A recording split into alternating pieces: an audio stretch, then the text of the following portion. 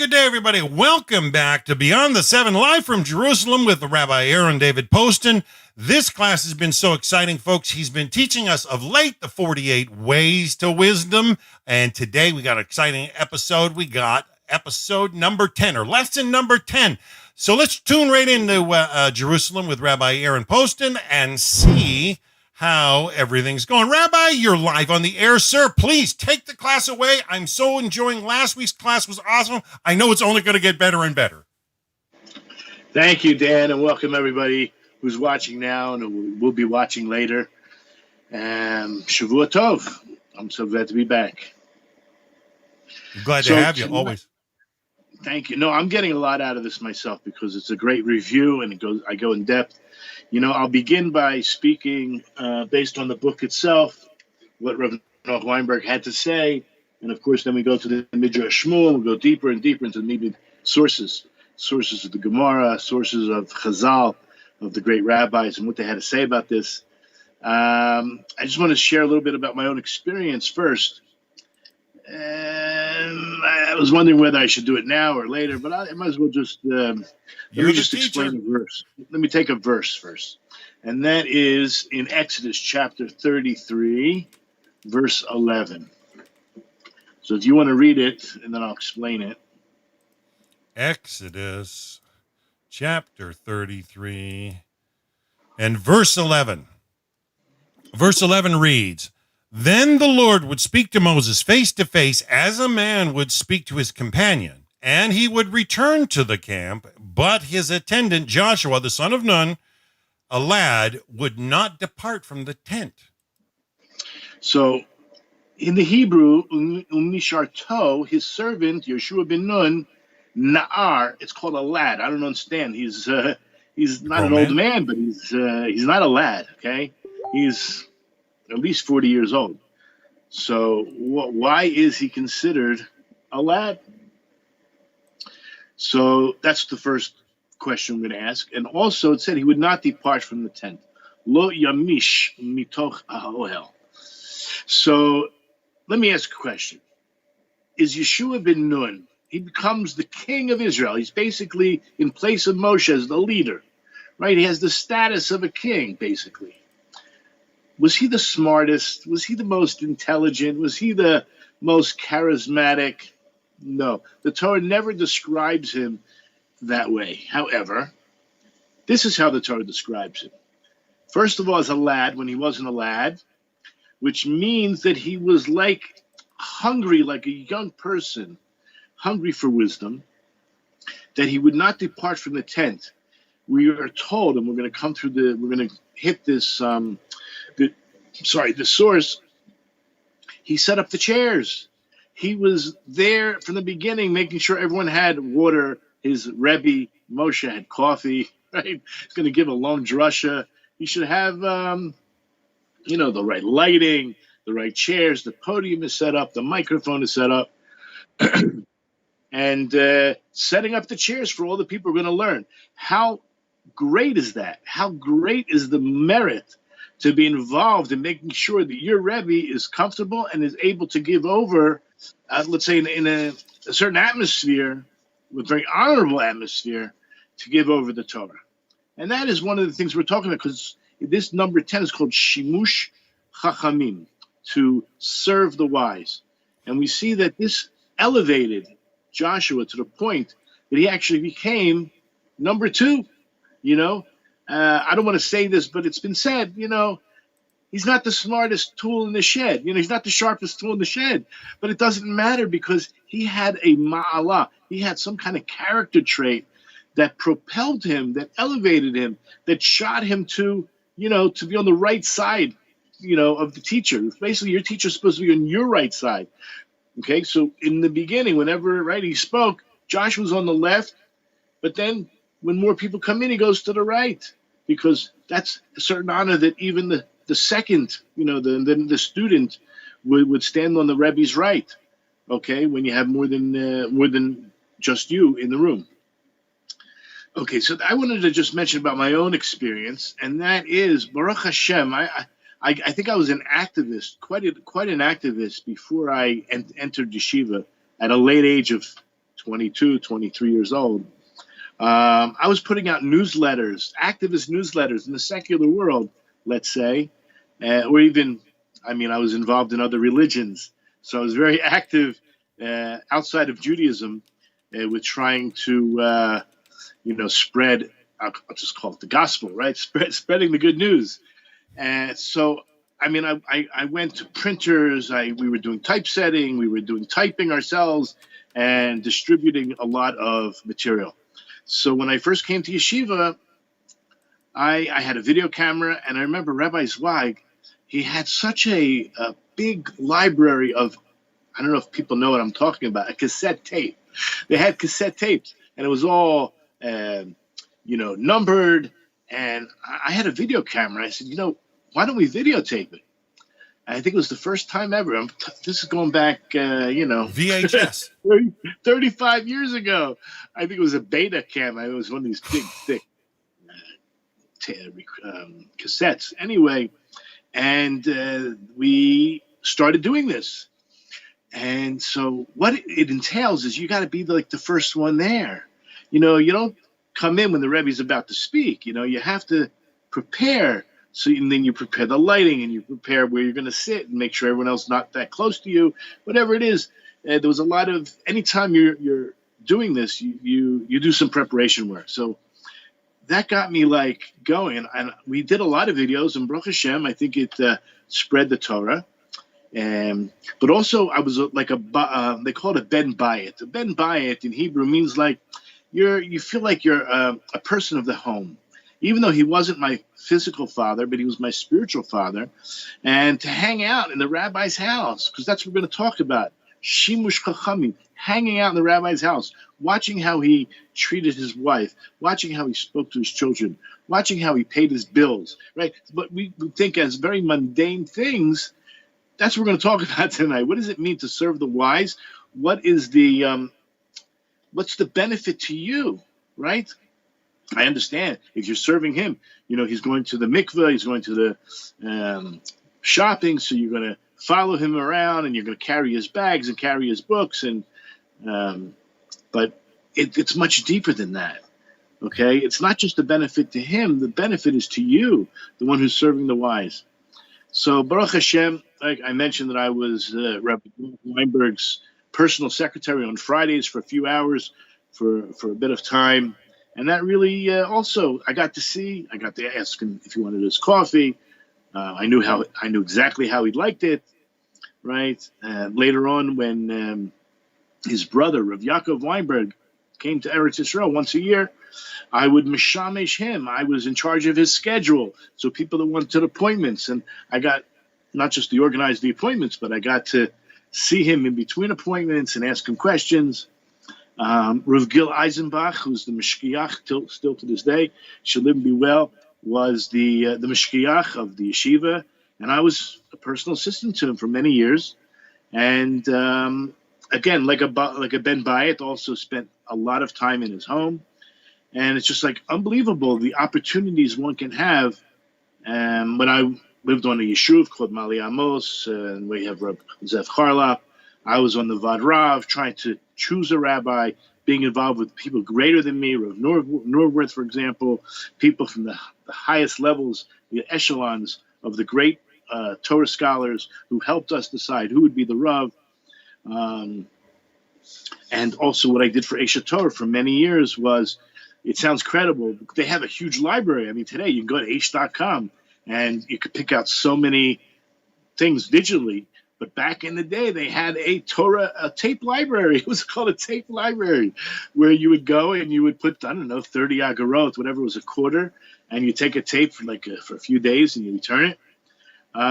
So my job, I tried not to leave the Beit Midrash for anything, and one of my jobs was to run around to all the different classrooms and change the batteries in the recorders and get a new tape and make sure that the Torah was disseminated. Baruch Hashem. So I have a little bit of experience. And now today, presently, with Yibanem, what we do, you can tell from our YouTube website, our channel, we've had many greats, great rabbis speaking. So we're talking about disseminating them as well, but being involved with them, trying to decide beforehand what the topic is, what the point is we want to get across. It's outside of the classroom, going and visiting them in their homes. There's just such a great benefit, and that's what we're going to talk about tonight. Beautiful. So the first thing Rav Noach Weinberg asked in his book, let's say, for example, someone came to you and said, I'm going to give you $10 million to build a bridge. We're not engineers. We know nothing about building bridges. I'm talking about a real structural, not like a community harmony. We're talking about building bridges, a real bridge. So what are you going to do? You're going to just wing it? I mean, come on. It's not going to happen. So you're not going to do trial and error. It's not going to work. You're going to really try to sit down and study everything you need to do to build a bridge. Well, guess what? Life is complicated. So we want to choose a career. We want to get married, raise children. We don't have any training. So where are we going to get that training from? You want to go to the wise. You want to find out from the wise. You're not going to do it based on trial and error.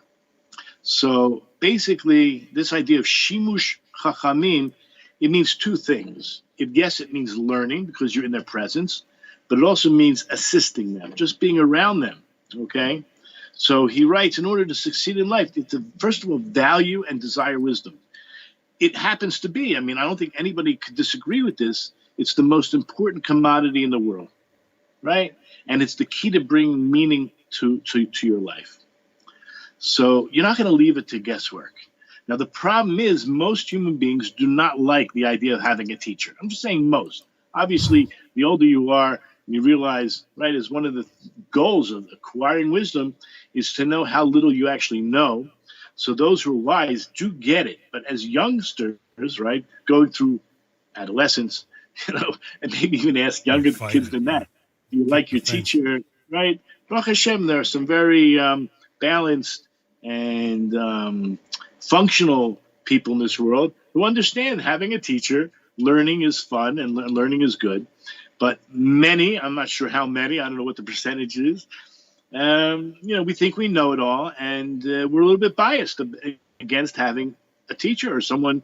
We don't like to admit we don't know everything, right? Especially as kids. Obviously, the older we get, if you want a good job, sometimes you have to say, I'm a quick learner. That part I don't know, and I'm willing to take a course or upgrade myself.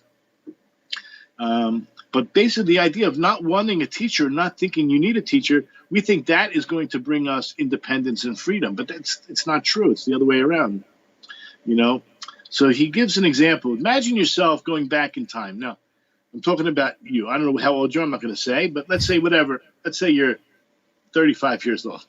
50 and, plus. And I say, okay, Dan, you're 35 years old. Go back in time now, 5 years. And if you now, present day, goes back to teach Dan, who's 5 years younger, and look, I have some advice for you. Over these last 5 years, I've learned a lot. And I'd like to, how would you receive this guy, Dan, from the future, right? Back to the future. So that's what we have to ask ourselves. Like, if we ourselves were able to learn something, right, which obviously, hopefully in 5 years' time we do, if we would come back and tell the person who's not yet there 5 years prior, how would you accept that person? So this is unfortunately how we end up with our own parents, right? Mark Twain said, when I went to college, my father was a fool. When I came back 4 years later, I was amazed how much wiser he'd become. It's hilarious, right? So everyone makes mistakes, right? A fool learns from his own mistakes, hopefully. A wise man learns from other people's mistakes. So B'ezrat Hashem, when we're looking for wisdom, one of the main things, and I think we spoke about this before, but we'll mention it again, in Pirkei Avot, chapter 1, Mishnah 6, it says, make for yourself a rabbi. Now, I have a different interpretation than most people, but let's leave it as the simple pshat. You have to find someone in order to acquire wisdom from. Right. I'll tell you what my pshat is. that you have to make yourself into a rabbi. Because that's literally what the Hebrew says. Aseh lecha rav. Make for yourself a rabbi. So, of course, it really means find somebody to be your mentor. Make this relationship, forge this relationship. In other words, it's a directive. It's not a suggestion, right? I'm not going to say unfortunately, but it is a little bit hard to choose one rabbi sometimes. We call it a Talmud Muvchach, is like the star student, or a Rav Muvchach. It's my own personal rabbi. So the reason it's difficult if you're living in a really vibrant Jewish community is because maybe you had your own rabbi growing up in your school, and now he's older, you're older, and you still have an excellent relationship with you, and he taught you Aleph Bet, he taught you everything you know, and you have a certain relationship. And then you also have a congregational rabbi that things in the community come up, and it's best to go to him under certain circumstances to deal with issues. You might have a yeshiva rabbi later on. We're not talking about when you were younger. We're talking about when you were, let's say, I say younger. I don't mean grade school. I mean much later. And maybe you were in Kollel and you had a Rosh Hashiva. You have an excellent relationship with him. Or you take a Daf Yomi class, and that means learning a page a day. You can have so many relationships. The question is, which rabbi would you go to? And now even today, you can have, on the internet, certain rabbis that you listen to, that you listen to religiously. So it's a little bit difficult, but he does speak about trying to find one rabbi. But we'll get to that shortly. How are you supposed to find this rabbi? So number one, hopefully the rabbi you're going to make for yourself is someone who's accessible. He has to be somewhat accessible, right? And someone you can identify with, someone who gives you meaningful answers to the questions you have. And you should ask a lot of questions, test his wisdom, and try to get to know each other. He should get to know you. Because if he's going to give you advice, he should know where you're coming from. You have to have a lot of trust. And it's somebody, most importantly, who's going to challenge you to move beyond your comfort zone. Today, everyone's looking for a comfort zone. I don't know, I shouldn't say everybody. But there's a lot of people. I think in the colleges, they have a whole a comfort area. Like, don't mess with the don't mess with safe people. Space, yeah. The safe space, that's what I was looking for. But someone's going to encourage you to fulfill your potential. So you have to go beyond your comfort zone. So it's somebody who's willing to press you. So if you were like in sports, if you were involved in sports, what's a good coach? A good coach is going to push you to grow. If whatever it is you're doing, he has a stopwatch and he knows that you can do it in X amount of time. So he's going to push you. He's going to tell you have to do it in less time, right? Or you have to do more in the same amount of time, however he's judging the idea. But you got to get out of your safe zone. So don't look for someone who's just going to, agree with everything, right? It's wise. But I think this is one of the keys also. You have to be honest with yourself. We talked about in the 12-step programs, in recovery programs, one of the statements that's made in their big book or their blue book or their, I don't know what color it is today, but basically it says that people who follow this path usually are successful, except for those who are incapable of being honest with themselves. Well, the same thing here is true in life, right? If you're not going to be honest with yourself, certainly if you're not honest with yourself, you're not going to be honest with your rabbi, right?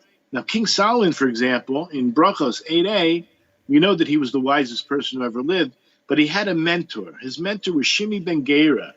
And the Talmud tells us that as long as his teacher was alive, he went for advice and he never made a mistake. When his Rebbe passed away, that's when he started to have to make mistakes. Now, the person you're choosing as a rabbi doesn't even have to be wiser than you, okay?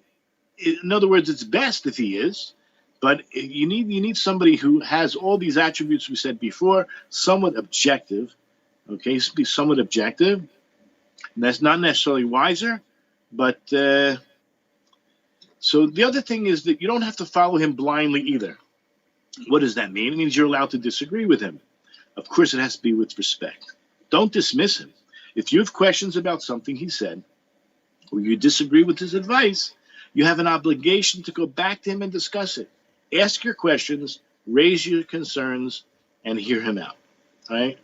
And don't stop until he either straightens you out or you straighten him out.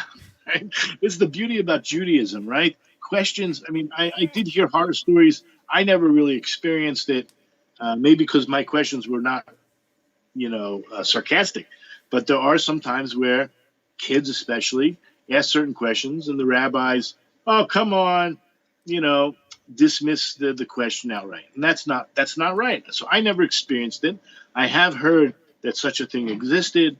Maybe it doesn't exist today, but you want to debate the issue. You can ask the rabbi why, how, this, that, the other thing, and you know what? You have to go back and process what he says, and after trying to process it and not coming to a solution, then go back to him again with a fresh. Restate the question. Tell him what's really bothering you. See if he has some insight. And it doesn't mean you have to stick only to him. You can go to other people to get advice on how this rabbi is trying to explain something to you. You have this, we call it a juke in your head, some kind of it's a scratch disc, and you're not getting past it. And maybe someone else can help you have some insight. Now, the idea of assisting, he gives an example. I don't like the example because he says if the president of the United States came to visit, okay, you would ask him for all kinds of advice. So I don't know if today this example works, but let's say a very successful businessman, someone has integrity and has really, made it. So you would give him honor and you would ask him questions. You would do that for any wise person. You stand up when the person enters the room. You would help him. You would pay attention to him. And this is a concrete way to show that you honor and respect him because of his wisdom, right? You're putting a lot of value on the wisdom. Now, wisdom cannot be attained. There is wisdom that cannot be attained. There is a wisdom to be attained you cannot find in a textbook, right? So much wisdom that is not found in a textbook. Where are you going to find it, right? So it can only come from observing a person who embodies wisdom and seeing how his Torah wisdom shapes his every action. Again, how he responds to his wife, how he makes certain judgment calls. So watching how he applies his wisdom to day-to-day life is the best education. And that's the main point. And now we'll go through some more sources, right? We discussed this one idea of Joshua. Well, we have a statement in the Gemara that says, and I think we spoke about this before, and the rabbi said, I've learned much from my teachers, but even more from my friends, and from my students, I learned the most of all, right? Now, we're talking about learning from your rabbis. So how do we deal with this? This idea is actually just an introduction to the three ways that I decided we're only going to talk about one of them. In other words, we're in way number 10, which is Shimush Chachamim, which is dealing with the rabbis. Yet the statement says, I learned more from my colleagues and even more from my students. It's interesting that the three, right, we're number 10, where it says Shimush Chachamim, attending the sages. The next one, 11, is Diktu Chaverim, is and being careful analyzing with your friends, analyzing ideas with your friends. And the third, number 12, would be sharp discussion with students. So we're not going to deal with the latter two. We're only going to, but it's interesting that this Mishnah groups all three together. Okay, but we're going to deal right now just with Shimush Chachamim. I wanted to bring that in. Now,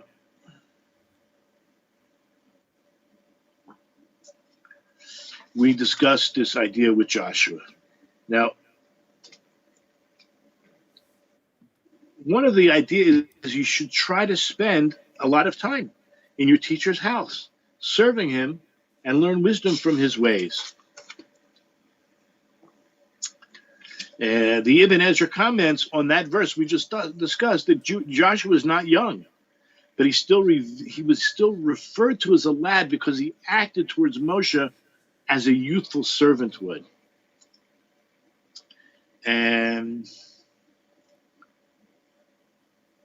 yeah, I mentioned that he was not necessarily the sharpest tool in the shed, okay, but we learned a lot already what one needs to do. Interestingly enough, When Moses goes up to receive the Torah, where's Joshua? He's standing at the foot of the mountain, right? If you go to Exodus 24:13.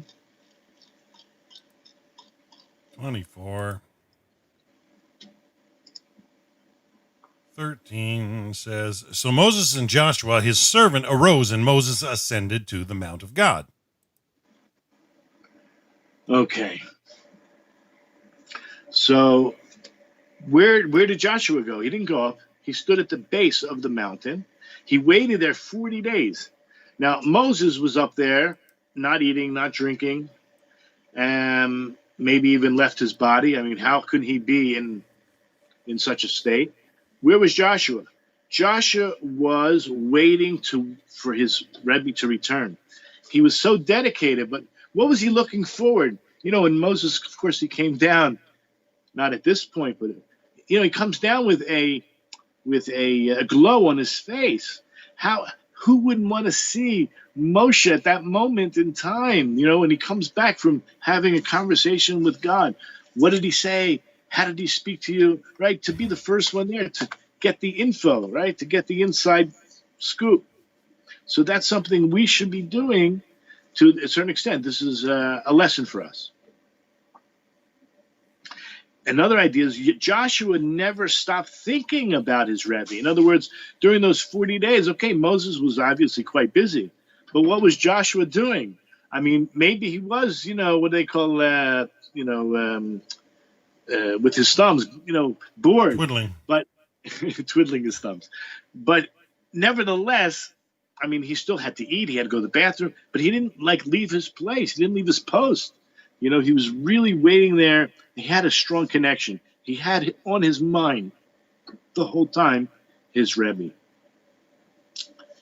And what can we learn from teachers' behavior? So when a student observes how his teacher acts and speaks regarding everyday things, the student actually sees how the Torah, which is part of his teacher's essence, shapes his thoughts and actions. So here's an example. It's brought down as a story by Rabbi Reuven Feinstein. When a student is taught by his teacher, the teacher tells the students things which the teacher thinks about, that he thinks the student needs to hear, right? I prepare a shir, so I'm writing what I think he needs to hear. Consequently, the student doesn't have the opportunity to observe his teacher express his real personality. Right now, I'm on TV. I'm on YouTube. I'm sitting here with you. So you don't really see my full personality. I'm an actor. I'm sorry. I am. I mean, I'm worried about how my hair looks, right? I'm worried about is my button? Do I have a little, whatever, a stain? I mean. I love the white hat the other week. Yeah. Shabbos. It's only when the student serves his teacher at home and blends into the background. Somehow, I'm not thinking about trying to put on my best white hat for my student. My wife's having a conversation with me, or my kids are crawling all over me, and the milk spills, right? Or something crashes, and how do I react, right? So this teacher stops focusing on the student's needs so that the student can actually observe the teacher's real personality and observe and learn the Torah lessons which have undoubtedly shaped his teacher's personality. It's amazing. Okay, the next source we're going to get into is a very interesting source about Alicia. Alicia was the student of Elijah the prophet. Alicia was also a prophet. So we're going to go to a story in 2 Kings chapter 3, verse 11. Verse 11, and Jehoshaphat said, is there no prophet of the Lord here that we may inquire of the Lord through him? And one of the king of Israel's servants answered, here is Elisha, the son of Shaphat, who poured water on Elijah's hands. Okay, let me get to the main point, and then we'll go back and go deeper. They're looking for water. They actually are 7 days ready to go to war, and they're afraid that they don't have enough water I mean, they're all going to die of thirst instead of, even pounding the enemy. I mean, so basically they're looking for maybe a prophet to tell them what to do, somebody who's going to give them some guidance. And one of the servants of the king says, hey, you got Alicia right here. You know who he is? He's the one who poured water on his Rebbe's hands. Elijah was his Rebbe. So we see the one who's going to save the day is the one who served his rabbi. I know there's a lot more to the story because they're looking for water. Okay, let's go through the Gemara. So the Gemara begins by telling us, in the name of Rabbi Yochanan, said in the name of Rabbi Shimon Bar Yochai, greater is serving Torah, meaning serving a rabbi, serving the Chachamim, is greater than learning itself. I'll just read here. Gedola shimusha shel Torah yoter mimiluda. It's greater to serve a Talmid Chacham than sit and learn with him from a book. It's a greater attribute. Okay? For sure. Hands on. The verse that's brought, this verse is, we just quoted it, Po Alicia ben Shafat asher yatzak mayim al yedei Eliyahu. Al yedai Eliyahu. He poured the water on Eliyahu's hands. So it does say yatzak. Yatzak means pour. It doesn't say lamad. Shouldn't the person said, oh, here's Alicia who learned from Eliyahu? No, it doesn't say we should go and find, Alicia's right here. He's going to help us because he learned from Eliyahu, but rather he's the one who poured the water on Elijah's hands. And from here, the Gemara concludes that learning Malame Gedola Shimusha Yota Miluda. So the idea of serving the Chacham is greater than learning from books. So I have a lot of comments here. One of the ideas to bring down in Proverbs chapter 1, verses 5 through 6.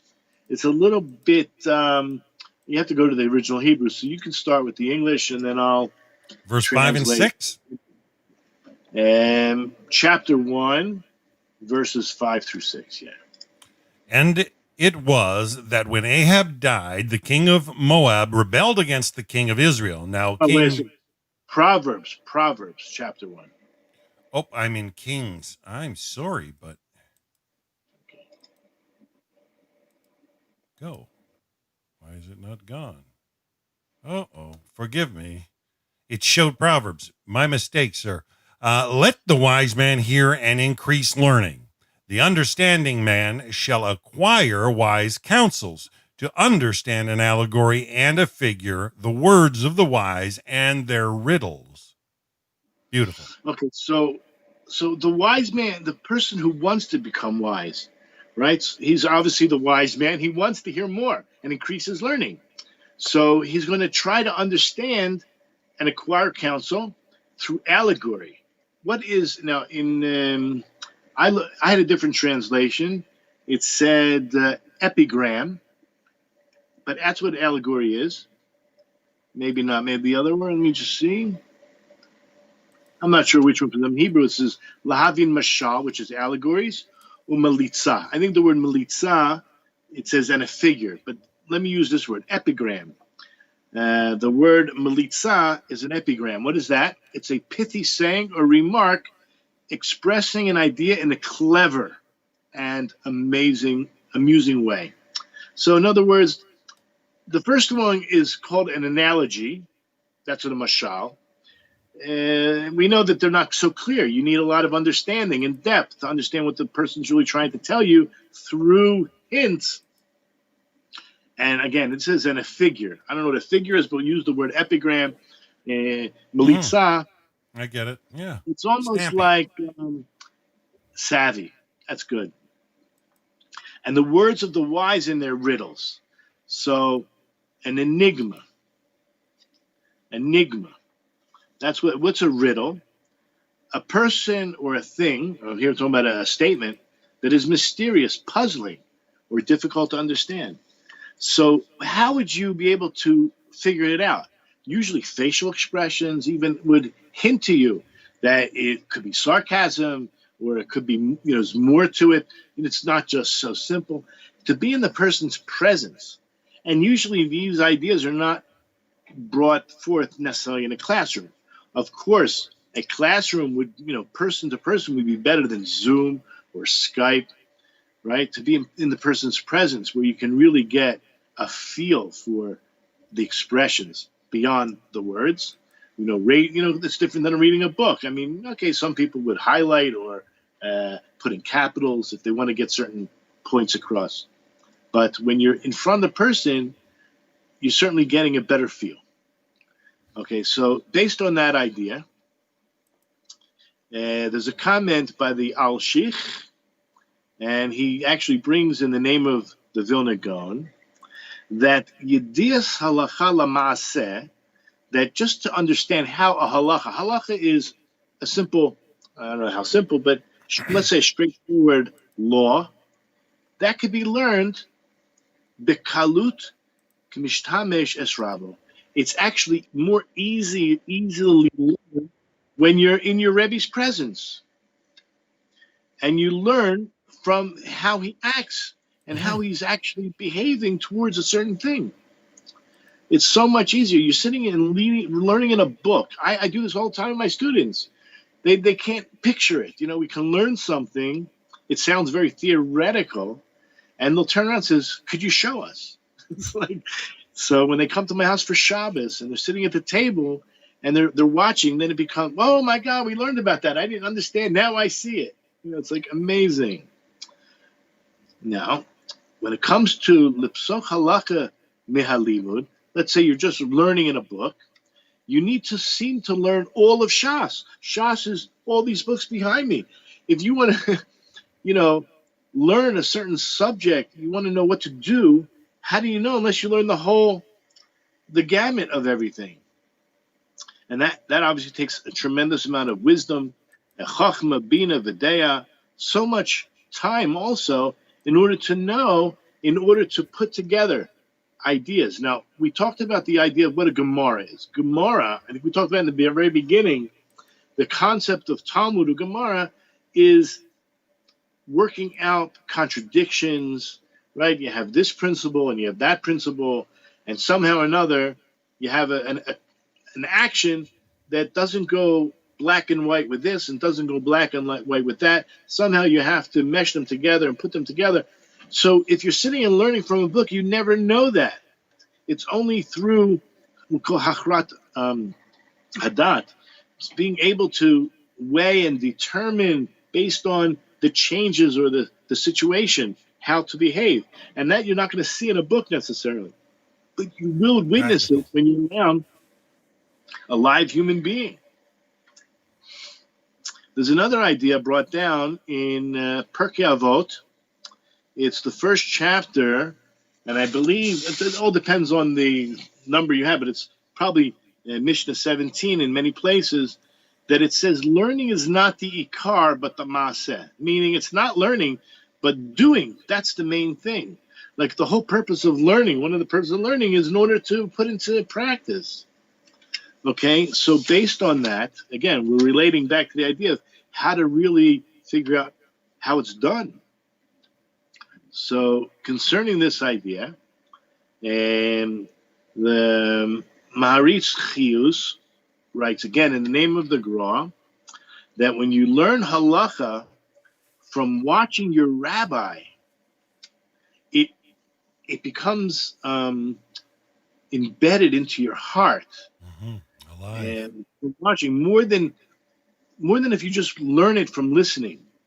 The seeing is much more powerful than hearing. So usually when you're sitting in a classroom, you're really only using, I mean, obviously you're looking, you might be looking at the words, you might be looking, but the idea of watching it done in practice is much more powerful.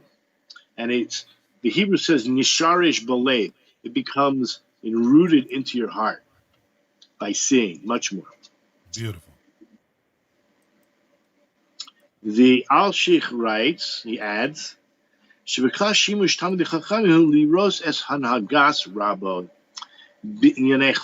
that what you are watching, when you're watching your rabbi, you're watching him do things, even what we call mundane things. And you can learn so much, because everything he does, what we would call a mundane thing, there's nothing mundane, like it's not really mundane. So in other words, someone comes over to him and asks for tzedakah. So you're watching how he behaves with the person, right? Someone says, oh, the markolet, the supermarket just called, and they said we owe them X amount of money. What's his reaction, right? How's he dealing with it? Was it true? And he's going to pull out his checkbook, and he's going to write the check, and he's going to make sure that it gets there. See how he behaves, right? Is he with honesty and integrity and, all his emotions? Because this is, I'm going to call it chol. There's nothing, chol means mundane, but there's nothing mundane when it comes to a Torah scholar, right? All his actions are for the sake of heaven. So when he's not sitting with a book open, how does he behave? I'm just like, he says, how does he behave according to the Torah? And through this, you'll be so much is revealed. So many details are coming to light. The Maharshal writes that when you learn from your rabbi, so there are times that the rabbi teaches things that are not lamaisa. In other words, he's teaching you theoreticals, right? You're sitting in front and you have a book, and a lot of it could be theoretical. And therefore, that's why when you're serving the Torah scholar, so through that, you'll actually see in actuality what to do, because what he's doing, right? It's not theoretical anymore. And there's so much value to that. A sefer called Ohel Moshe, he writes that even Sha'af Shmishamesh Midvarav Shmishusha Shel Torah, meaning Lumid the Torah Halacha L'Maisa. Okay, we pretty much said that. It's always about what is real. But when you're learning in Shas, you're learning in the books, a lot of it is not just theoretical, but you're constantly working out the contradictions. And you really don't know how to apply it. But when you're around this person who's already worked it out, it's so much revealing. Now, he's making a claim, this is incredible, that if someone doesn't do what we call shimush chachamim, all they do is learn from the books, they're called an ignoramus. And that's a strong statement. Although, on the other hand, we're going to see the Maharshal, he says no. And like Rashi might say also, that when you're actually learning the Talmud, the Gemara, where you're actually hearing the reasons behind everything, that's like you're sitting in the presence of these rabbis. And again, like we started off by saying that you learn from your colleagues, you learn from your students quite a lot, that when you're sitting and learning Gemara, not by yourself, it's important. You're not sitting by yourself, but you're sitting with other people. It's like the rabbi is right there in the room. We're talking about rabbis that lived thousands, hundreds and thousands of years ago. So there is some benefit to it, but it's obviously not the same when you have a real live person in front of you. Wow.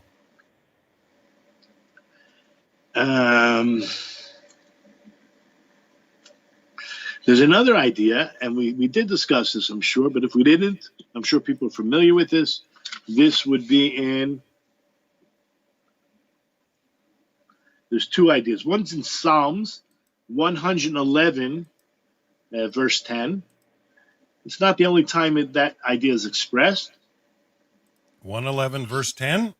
Yeah. Reads, the beginning of wisdom is the fear of the Lord, good understanding to all who perform them, his praise endures forever. So if the beginning of wisdom is the fear of Hashem, remember, this is the 48 ways to wisdom, right? This is just one of them. So if you're around this person who you respect and fear, because he has a lot of wisdom and you want it, so you're going to mishamesh, you're going to serve him.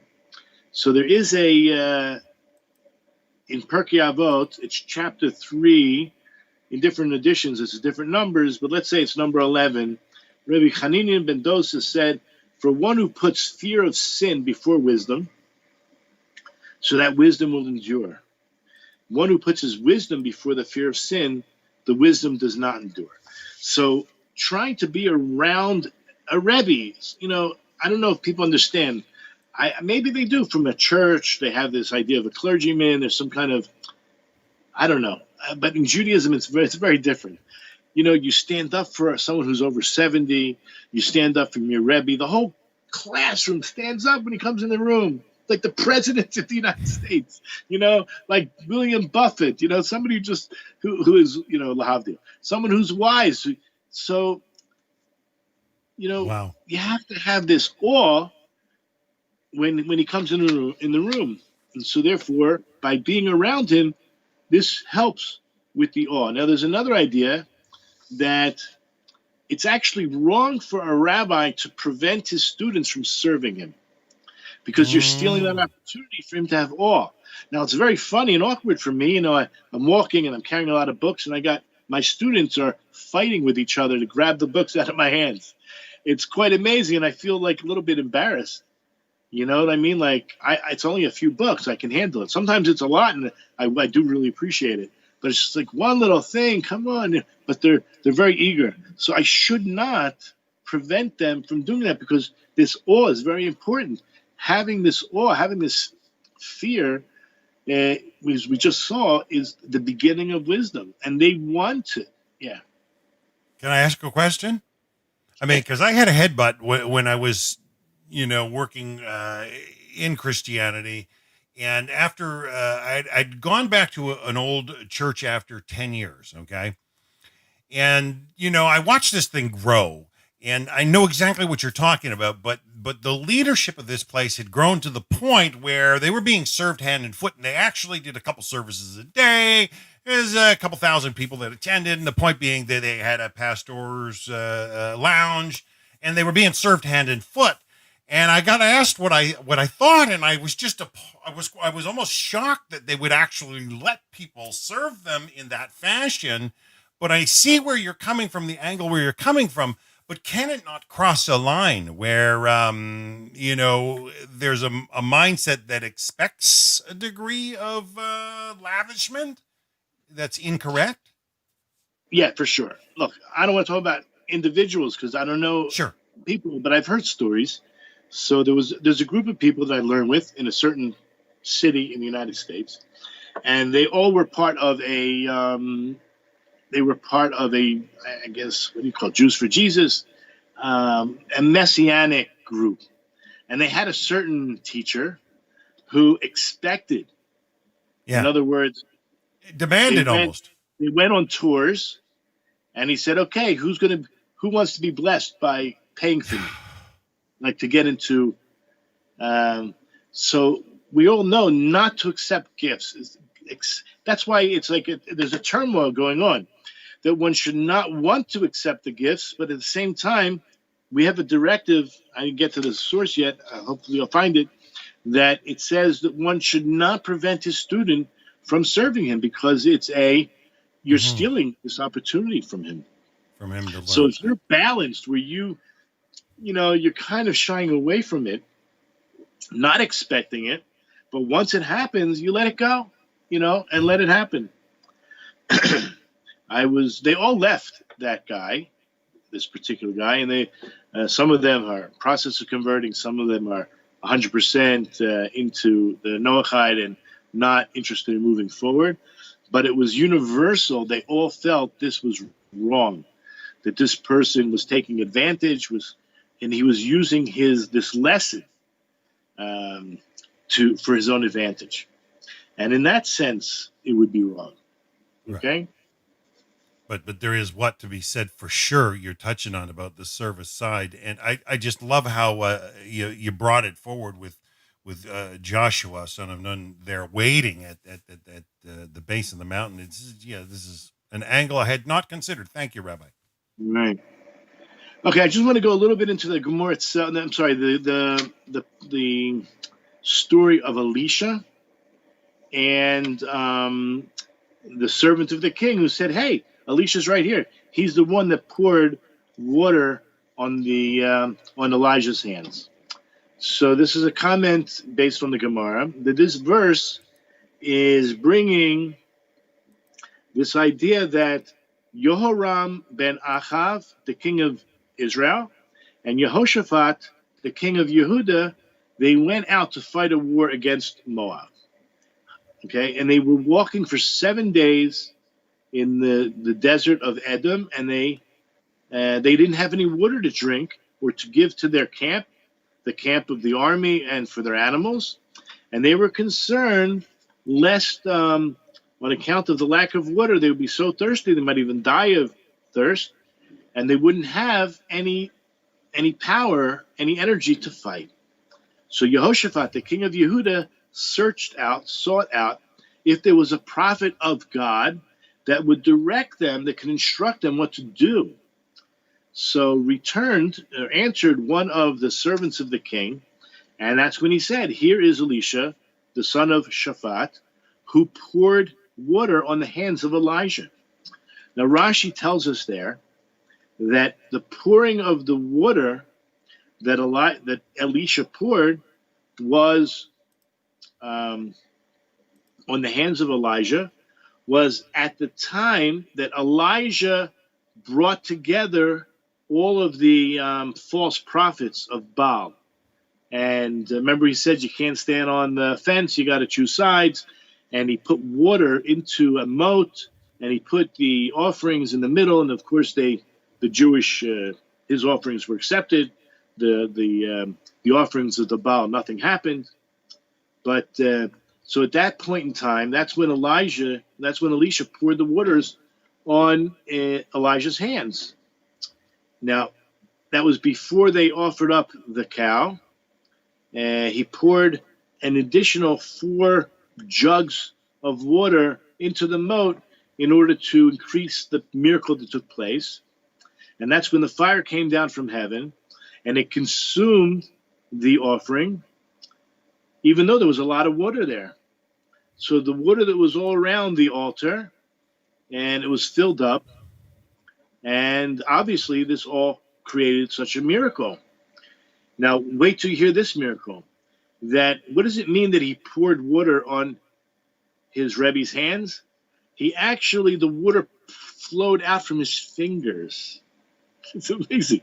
When Elijah needed water poured, he called his student, Alicia, and Alicia poured the water that came from his fingers.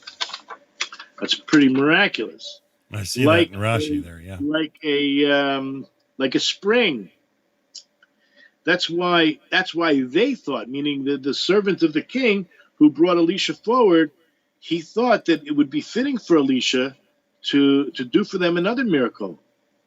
That's why, it wasn't just that he was the student of Elijah, but he was also the one that brought the water. That they thought Alicia would prophesize for them in the name of God what to do about the water. And if you go to the same chapter, it was chapter 3, verses 17 and 18, you'll hear the rest of the story. Because what happened? Remember, they needed water. So where did the water come from? What happened? Let's 17? Read 17 and 18. Do you want me to read it, Rabbi? Yeah. For so has the Lord said, you shall not see wind, neither shall you see rain, yet that valley will be filled with water, and you and your cattle and your beasts shall drink, and this will be slight in the eyes of the Lord, and he will deliver Moab into your hands. Okay, I'll just read 19. You will strike every fortified city and every choice city, and you shall fell every good tree, and you shall stop up all the springs of water. You shall cluster every good field with stones. Basically, what happened, there was no wind, there was no rain, but it must have rained somewhere else, and the waters overflowed the banks, and the channels or whatever brought the water exactly where it needed to be brought for them. And they had the water, and that was miraculous. And there's a lot more to the story I don't want to go into, but that I wanted to fill in some of the background to the story. This is the merit. This is what one can gain. I'm just saying, this is what one can gain from Shimush Chachamim, that you'll have the ability to save people. This is amazing. And there's so much more. So there's another verse, a different rabbi. It's actually the Tanit Be'Eliyahu, which is a very ancient source, brings a different source from where you could know that serving is greater than learning. And that is in 1 Kings chapter 19, verse 1 21. Kings, chapter 19, verse 21. 21 reads, "And he returned from after him, and he took the yoke of oxen and slaughtered them, and with the gear of the oxen he cooked the meat for them. And he gave the people, and they ate, and he rose and followed Elijah and ministered to him." So the last part of it, he rose and followed Elijah and ministered to him. This in Hebrew is yishartehu, serving, and he served. So this was a proof. We're talking about Alicia, right? He went and served his rabbi. Wow. Now, keep in mind, it doesn't say that he learned from him. It says that he served him. So we learn here that serving is greater than learning. I just have a few highlights left to go through. That's beautiful. And in the Mishnah, Rabbi Aaron, he brings down that there are two parts of serving a Talmid Chacham. A Talmid Chacham, first of all, even the word Talmud, how do you know he's a Talmid Chacham? Talmud means a student of the wise. The one you're serving is a student of the wise. He's still learning. If you have a guy who's so arrogant, like you were describing these people sitting around waiting for their students to run around and do all their... They weren't that bad. You know, Rabbi, when I did that, they announced that following week that they were hosting a barbecue and they were going to serve the rest of the people, which I thought was profound and a good retort. But the point being, I did not understand the lesson the way you've brought it out so far today. Thank you. Mm-hmm. Look, if a Rebbe's in yeshiva and he's talking to his students and he asks another student to make some photocopies so they're prepared, I get it, but to use your students as servants, that's not what it's about. It's having them around you, when you're relaxing. And there's some really crazy stories in the Gemara. I mean, a lot of times the student is carrying the Rebbe's towel to the mikveh. Can't go in the same time as your Rebbe, but they're waiting outside. There's a story about someone who wanted to know what happens when the Rebbe's with his wife, and he snuck underneath the bed, and he was listening, and he says, "Rebbe, I'm trying to learn everything about, how to do everything in life." It was a really crazy story, but okay, that's not for now. But you get the idea that it's about serving them, and how are you going to get close to them to hear and to see? So you have to say, "Can I help you? Can I run some errands for you? I'm talking about from your side, so you have an opportunity to be around them. The idea is to be around them. Okay. So here there's two sides to this idea. Shnei chalakim b'shimush talmidei chachamim. It's on account, this idea that we said it's greater to do the service than just learning. So one is the actual idea of just learning. It's the etzem halimud, the idea, and halachos, to know exactly what to do. That's the benefit. Because most ideas are organized where? Here in the mind. But still, you need hadracha. You still need guidance. How to make these determinations and how they come to fruition. It's not just theoretical. You want to know exactly what to do. And the issue is that there's so many variables. The yishtana ba'ofanim shonim, there's so many differences.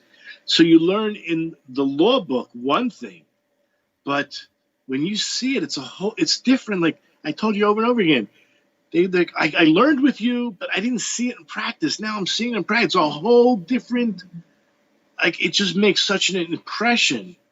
And, when you're learning just something theoretical, it doesn't stick. So he says, it's not enough just to have book learning, But the thing has to be learned with deep contemplation about the action of the rabbi. That's the first thing. The second thing is through coming close and really investigating what your rabbi is doing, the Talmud Chacham is doing, it's going to have influence on you. And it's modrich al yado, it's going to guide you more. So what happens is like this. We're too involved with our environment. Our environment influences greatly. So we know that it has an influence. So which influence is going to win out? The influence of the rabbi or the influence of your other friends who don't know so much? So the Rambam actually writes concerning this, that when you see somebody, let me just read in Hebrew. Shederach bri'ato shel adam liyot nimshach b'da'otav u'ma'asav acharei'av v'chaveirav. That when someone sees all his friends acting one way, we call it peer pressure, I guess. He's noah ka'anshe medinato. He acts like everyone else. That's why you have to do shimush chachamim. You have to get close to that gadol, that person who's great. Come close to him and learn from his ways in all actions of life. And this is so important. We're talking about someone gave you $10 million to build a bridge. What are you going to do? Go on the internet and go to YouTube and tutorial and find out how to build a bridge? You're going to have to go and spend some time with the greatest bridge constructors. Engineer. That's what it's about. And let me just read this here. The Ein Yaakov explains that serving the Torah scholar, that is, what does it mean to serve him? Is to have fear, have like an Eved, like a servant who fears his master. That, like we talked about, the lad, right? He didn't leave his post for 40 days. Moses is up on the mountain, and the guy, Yeshua, is just hanging, waiting for his Rebbe to return. The whole idea is his Rebbe is on his mind. That's called fear. He didn't move from his place. Since when you have proper fear from your rabbi, that is serving him. You're going to end up serving him like a servant, like a slave. And this is going to bring you, this is going to make you a Talmid Chacham. Remember, this is the 40 ways to wisdom. So Shimush Chachamim, if you do this, this is what Joshua, he became. Again, I don't want to say it. It sounds horrible. He was not the sharpest tool in the shed. And yet he became in Moses's place. So here, another Gemara that brings down, someone who fears from the Chachamim, he himself will become a Talmid Chacham. Okay, so we'll leave it at that. That was a good start, right? It leads us into this idea. I'm sure there's a lot to think about. And this is just one of 48 ways. And it's to bring it into our lives. The opportunity does not come every day for every person. So one should seek it out. Find opportunities to hang out with Talmidei Chachamim. And it could mean you've come up with an excuse. Can I come over and clean your house? Can I come over and wash your dishes? Can I come over and help you in the garden? I don't know. You know when he goes out of his house to go to the shul, you just meet him and, can I carry your books? And you have an opportunity to walk with him. Maybe he's talking to someone else, but you get to hear. Now, let me explain. When someone's doing shimush, someone who wants to become a dayan, a judge, someone who wants to be able to make determinations, they do shimush. They sit in the court and they listen, right? Usually the only people that sit in the court are, right, the litigants or the lawyers, and that's it. I'm talking about a Jewish court. You don't just, it's not about, people taking pictures and writing reports. This is private, right? The judgment may become public at the end, but what goes on in the courtroom is somewhat private. But there are students of the Dayanim, students of the judges who have permission to sit there and hear the deliberations, because that's where the juice, that's where the energy, that's where the the life of what's behind the halacha. It's like sitting and reading a page of Peeling back Talmud. the veneer, He yeah. says this, he says that. Mhm. How's that? It's all about the contradictions and working them out and resolving them. Yeah. So the same thing in judgment. You know, one rabbi, the same rabbi says, you know, on the one hand, I could see it like this. On the other hand, I could see it like that. And then you get to see which way he does determine in the end based on what the other judges have to add to the conversation. So it's called shimush. It's exactly what we're talking about here. In order to become a dayan, you have to do like they call stage, that's maybe Hebrew, like an internship, right? Like an internship. So I don't know how, but I can only imagine. Doctors, right? There's a certain period of time after, towards the end of their school, before they become these doctors, they're treated like, I don't even want to say it on the air, right? They're not treated with much respect, that's for sure.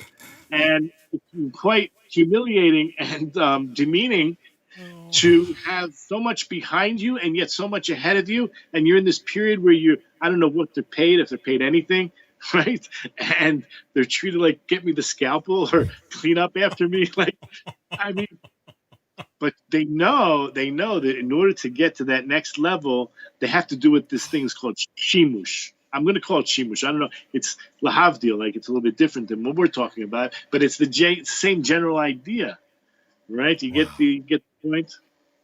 Yeah, for sure, Rabbi. You know, if you have a few more minutes, I just want to bounce a couple of things off you from a B'nai Noach perspective, and just get your feedback, because I know that somebody on YouTube's asking a question that's in the same line as what I'm feeling. And, you know, coming out of Christianity, I want you to know, I feel it's a graduation. Just like you say, it may have been an internship, but I know I've had to flush a lot of everything learned there. But they really use this point of servitude, okay? You know, and in their religion, it's you know, the greatest of all is the servant of all, is the way that they push it hard. And, you know, when I got to the point where I said enough's enough, and I became a B'nai Noach publicly, okay, after 32 years as an adult doing that, when I put it aside, I remember sitting in a group with a bunch of Christians, and this was probably the very last time I actually sat in a group with Christians before I publicly became a B'nai Noach, and never ever went back since. I got to the point where somebody made a comment, and it was so drippy on this endless servitude. I got to the point and I said, yeah, okay, so I can hang around for 10 years, do everything for the right to scrub your toilets. And I had to walk away. And we've got a question online from somebody called Seeking Truth. And he says that I understand serving out of respect and appreciation of the rabbi or person they're learning from. But he says, if it goes unchecked, doesn't it become a little bit like idolatry? And I think that, you know, you've really balled this together with the question of internship. Those coming out of Christianity, or those coming out of a foreign religion to turn to the wisdom of the rabbis, you know, there's a point where servitude is no longer servitude, and it can become idolatry. Can you elaborate a little bit to clarify, like just bring this into focus, like a lens a little bit, because what you've talked about today is the beauty of the reality of honest servitude, whereas a lot of people have come out of some real distortion of it. I thought I clarified it, but I'll try my best again. If it's coming from the rabbi to expect it, that's wrong. And I don't know if that's clear, but it's the person himself feeling the need to come close to the rabbi and finding an excuse or a reason to come close. Even to be creative and make it up. I see your garden's a mess. Can I come by? Can I come by? If your rabbi says, you know, I need help in my garden, but I'm not paying, then there's something off there. If he says, I need help in my garden and I'm paying a fair rate, or I'm even willing to pay more, okay, I mean, is that servitude? I don't think so. No. I mean, he's trying to help you if you need the money. If you don't need the money, say, no, I can't do it. Then get someone else to do it who does need the money. I don't see I'm not really sure where this idea is coming from, other than if it goes unchecked, meaning if the person is off balance, this rabbi is way out of line. Yeah. And so we're talking about when the person comes to you and says, "Can I help you?" You should not say no. That's a hard thing for me to say because I want to feel independent. I don't want to, but you know what? I know that this is good for him, so I'll allow him to do it. But to push him, to force him, that is obviously wrong. Now, I wanted to bring up another idea. In the 12-step program, it's a word called service. Coming and setting up the coffee and setting up the chairs and I don't know, whatever they do, reading certain things. They call that service. Now, I'm not so sure that's true service. I think the real service is going and being a sponsor and helping more people. But let's say starting at the bottom, like any job, like we said, you don't have the experience, so you start by making the coffee. I mean, if you don't know how to make that, ask them. What do? I plug in the water. I turn on the lights. What do I have to do? It's part of your recovery to become selfless. That is in the 12-step program. So too here. It's incumbent upon the person, number one, is everything we talked about, to have awe and reverence for their teacher, to become selfless. It's not all about me, and there are people, I imagine, that in order to acquire wisdom, you have to be like a sponge, and it's all about you. But look, the rabbis, usually people are not paying. I mean, okay, there's schools, there's tuition, okay, there's whatever rules that you have to live by. Maybe there's a Torah nut, and there's certain expectations. I don't know if that goes, what he's saying, about unchecked. So if it's an institution that has certain rules and they expect people to clean up after themselves, clean their rooms, their dormitory rooms, or set up for the meal. That's common. You're the one gaining, and it's supposedly, let's say, it brings down the tuition, right? Otherwise, they'd have to hire more people. So I think it has to do with, is it the rabbi who's trying to take advantage? And there probably are people who are, so you have to, unchecked. I don't buy it. You have to check it out. It shouldn't go unchecked, right? A complaint should be made if demands are being made that are unreasonable. But if the rabbi says, "I need a few volunteers, I'm going, I'm going shopping for Shabbos. I need some volunteers. Who wants to come with me?" And you have 30 people, and you only need 3 of them. So listen, if it's the same 3 people, that might be a problem. Yeah. You know what I mean? Like maybe the students need to favoritism. Students who are always volunteering need to say, "Look, we're having such a good time with our rabbi. I can't believe you're not volunteering." I guess the teacher's pet mentality is one of those things that is a general dissuader for a lot of people. I mean, there's nothing wrong with going out of your way, but I find the general consensus is that people, a teacher's pet. But there's an honesty in Joshua, in Joshua's servitude, and I like how you brought out today. Maybe he wasn't the sharpest tool in the shed, but the reality is Hashem brought him to be a leader of the nation through his time in that servitude with Moshe, and I think you've really hit on something that's deep there. I just know that those B'nai Noach that have come out of especially Christianity and idolatry, there's almost their eyes are too on their leader, and they miss the whole point of Hashem in the whole picture and what Hashem's doing behind the scene. And idolatry, has a way of blinding their minds and their eyes, and they get it out of whack, and they end up spending their entire days, from till death. And they think they've done something effective, and at the end of the day, they spent all their days doing work in vain, and nobody wants to do work in vain. And I think the world needs the light of Torah clarified for them so that they can actually serve and be more community focused. I think this series. I think you said it right on. So let me just clarify what I want to say. it's coming from the student's interest in gaining wisdom, that he himself has fear, he has awe, he has respect, and he'll find any reason or excuse to get close to see in actuality how the person behaves. If he doesn't like the way he behaves, run far away. Right. I love how you touched on today. The book smart person alone is missing something. That there's an angle of wisdom that is not taught in books, and there's profound nugget of truth there that's so weighty that everybody's got to grab the hem of a rabbi and learn from it. Yeah, it's just wonderful stuff, sir. Well, Okay. on that note, I guess, are we going to wind her down for this week? We're going to wind down Shavua Tov, and yeah. Okay, now next week, Rabbi, I am on an emergency call in my employment, so I won't be able to broadcast. So Hashem willing, a couple weeks from today, Hashem willing? Sure. Great. All right, folks. That was part 10 of the 48 Ways to Wisdom here on Beyond the Seven, live from Jerusalem with Rabbi Aaron Dovid Poston. Hope to see you in a couple weeks. Till then, have a wonderful, wonderful time.